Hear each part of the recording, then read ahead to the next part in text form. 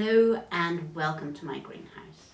Today I'm going to be showing you how to plant up bulbs, a bit like this, that you will be able to get garden centre, supermarket, somewhere like that, and put them into arrangements that will look really beautiful. Now, the reason for this is I'm coming to you from the middle of Scotland. It's right at the end of January, and here we have the snowdrops out, and that has been wonderful, seeing them emerge. Such an exciting time of year. And that somehow triggers a need in me to have things that are growing around me, to put away all of the beautiful seed heads and dried flowers that have seen me right the way over winter, and to have things that are green and growing and just vibrant instead. So what I have here are some suggestions for containers, and I have some bulbs, and I'm going to show you what I do with them. First thing, bulbs. Bulbs are absolutely amazing because they do not need drainage when you're growing them for a short period inside. So you don't need to have flower pots with holes. You don't need any of that. You can use any old container that you have. You could use tins, you could use mixing bowls, anything. You can use things which are completely hattered. And if you see, this is very beautiful. Very 19th century bowl that has a sponge design on it. But the reason that I have it is it is completely broken. And it has been very badly repaired, and I haven't even tried to do anything with that. But instead, I use it for planting up bulbs. This is a tureen that I have in the house, really nice soup tureen. That is a perfect depth for putting bulbs and plants in. This is an old pot. I love these things. They're really cheap to buy. They are 19th century packaging. This one has Portobello written on the bottom, so that's from the East Coast. And this teeny weeny thing is, I think, a custard cup. Comes from the same set as this. And that's just perfect for really small bulbs. So the first thing that I'm going to look at is to have a look at my bulbs, and I'm going to want to plant them in groups of the same variety, because that's what I personally like. But I need to make sure that they're all going to be at the same height if I'm going to do that. So you can see here are some white hyacinths. They're exactly the same variety, bought at the same time from the same place. You can see one's got really tall leaves and the other one is still very short. I want to keep these separate so that they will bloom at different times and they will bloom at different heights. So I have 6 bulbs of the short ones, 6 bulbs of the tall ones. And then here I have, this is an iris reticulata, which will be really quite small. And I'm going to put that into this particular bulb. So I will show you how I do that. First of all, very little bit of compost in the bottom. And then I'm going to pull these out of here. Look, really nice roots. So turn it upside down with my hand over the bulbs, like that, squash it, and then pull it very gently. You can see that the roots have begun to go around the pattern. So then I'm going to just pull them very gently apart. Okay, because I'm going to cram these into this particular bowl. So pull apart that, and I think I can probably fit 8 in here. And usually you get 2 or 3 flowers from each of your iris.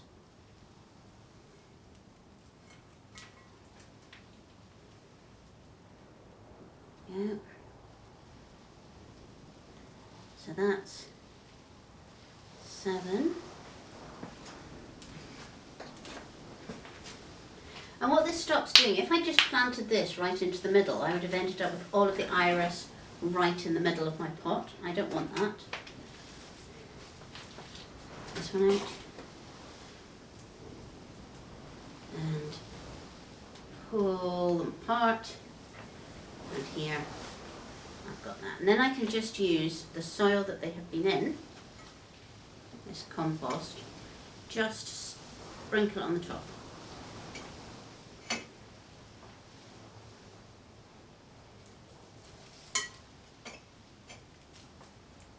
Now the other great thing about all of these bulbs is that they are hardy in the UK. So as soon as they have finished flowering, what I will do is I will just tip out the entire bit of compost, dig a shallow hole somewhere in the garden and put that in. And then they will be able to have all of the light coming into their leaves, they'll be able to photosynthesize, feed those bulbs and then regrow next year. Right, so that's my first bowl, and I will come back to water it and then to put something else on the top. But I will put that over there, and then I'll show you what I'll do with the other ones that are left. So I've got 5, 6, 7 bulbs left. And I'm going to put some of them into here.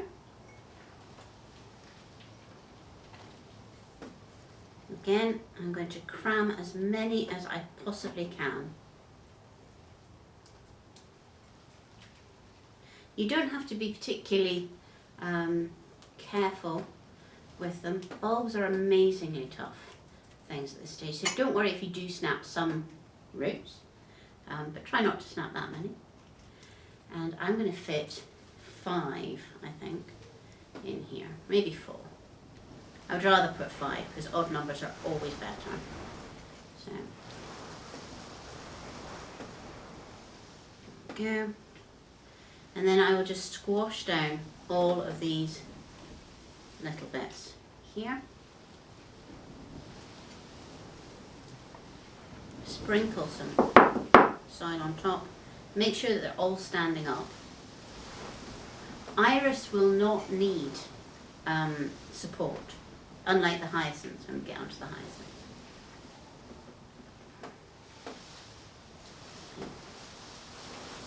There we go. And then I'll pop that up there. And then I've only got 2 left, so it'll just have to be 2 in the little custard cup. Again, pull them apart. Stick them in there and put some compost over the top. Right, now I'm going to leave these to rest over here.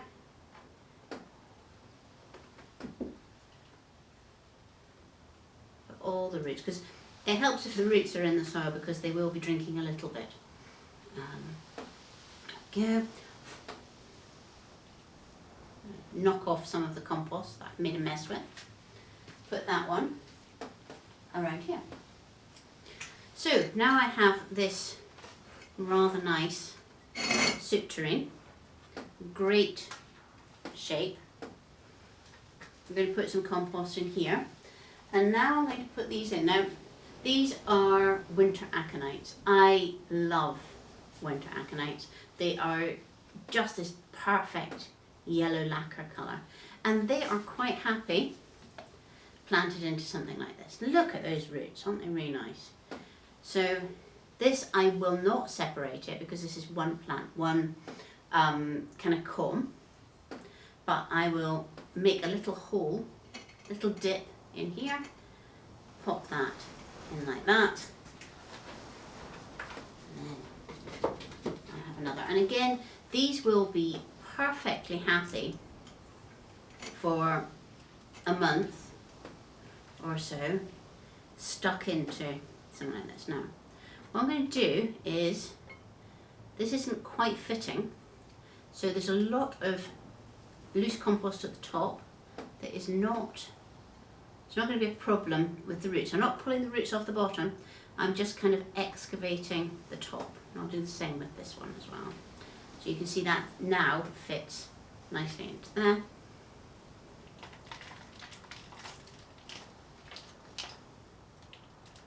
And again, just pull. You can see there are now more flowers emerging as well, which is nice. Squash the roots slightly and bash them in there. Shouldn't really say bash them, would you, plants. And then all of that extra compost just goes around the side.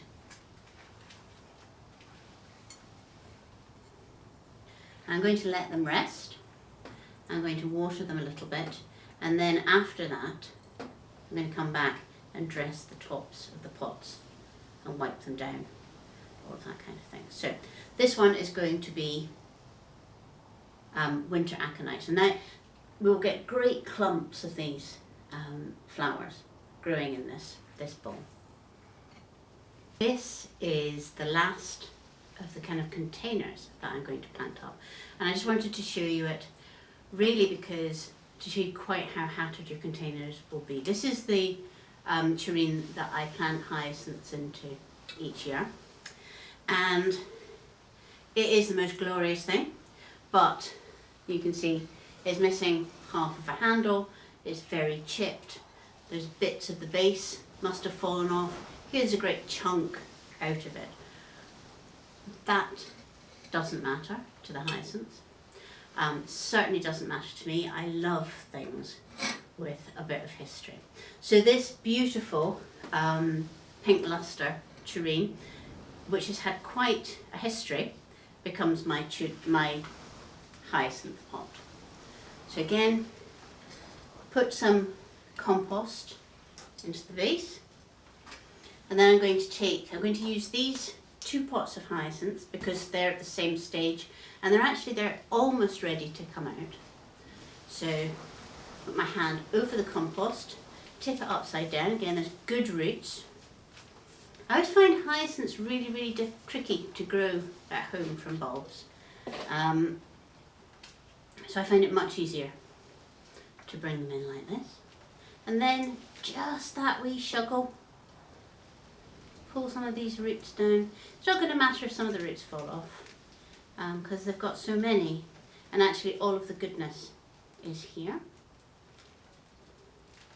But I just want them to be further apart. Now, I'm wanting the hyacinths to be kind of at the rim of this bowl. So I'll do that, move them apart and get the next one. Now, I can't actually grow hyacinths well in the garden here at all. No matter how much grit and soil and sand I put in, they won't grow another year in the garden. However, my parents stay in East Lothian and garden on sand. So it's about the same temperatures as here, but the soil is completely different and it's not as wet. So I have been sending my sort of finished potted hyacinths over to my parents for about 20 years.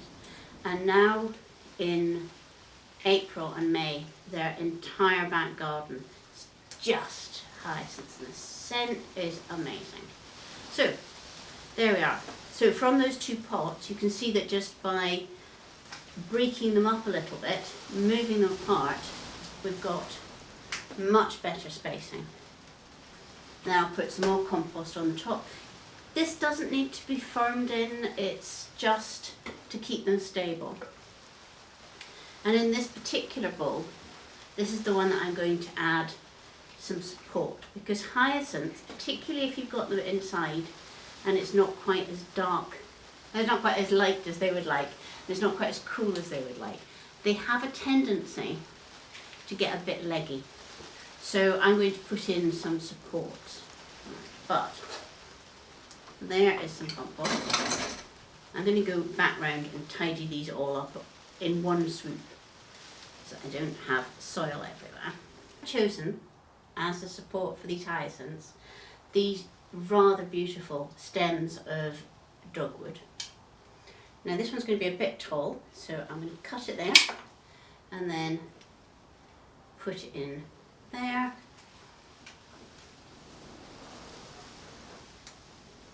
This one again. Now, these dogwood may well root, but if you have them in a pot, that doesn't really matter. It's not like if you put them in as support in your garden. Here, if they root, well, good luck to them, we've got some extra plants.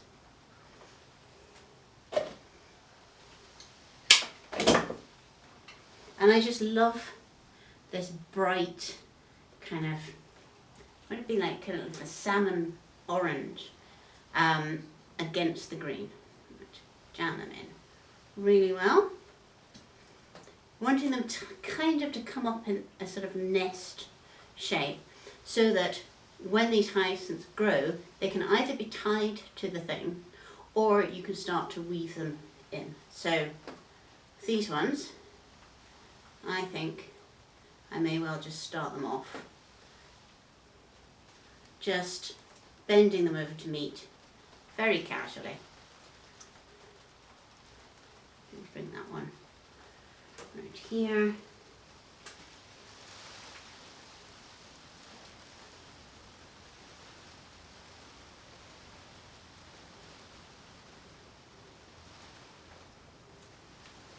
And get kind of sculpture before the flowers come out. And again, I'm just going to leave that to rest. My suturine with the winter aconites. Now, this does not look that attractive, but what I'm wanting, is to create a kind of woodlandy feel, so it looks kind of natural, and then it's in this beautiful cream suturine. Now, I'm very fortunate.